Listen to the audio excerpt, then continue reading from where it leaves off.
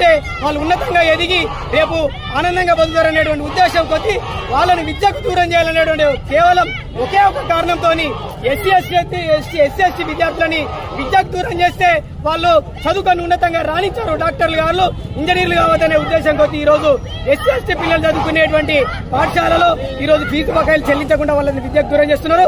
అదేవిధంగా యాజమాన్యం కూడా వాళ్ళను మీరు పాఠశాల రావద్దని చెప్పి నిర్దాక్షిణంగా బయటకు నెట్టేసింది.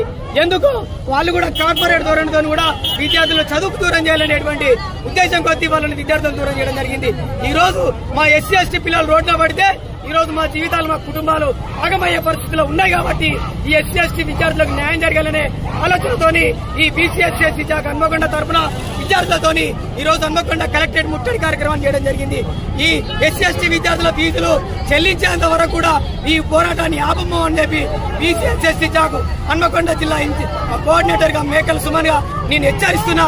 ఈ రేవంత్ రెడ్డి ప్రభుత్వం వెంటనే ఈ ఫీజులు చెల్లించి ఎస్సీ ఎస్టీ విద్యార్థులను, ఆ తల్లిదండ్రులను ఆదుకోవాలని చెప్పి డిమాండ్ చేస్తున్నాం. మేకల సుమన్, బీసీ ఎస్సీ శాఖ ఉమ్మడి వరంగల్ జిల్లా కోఆర్డినేటర్.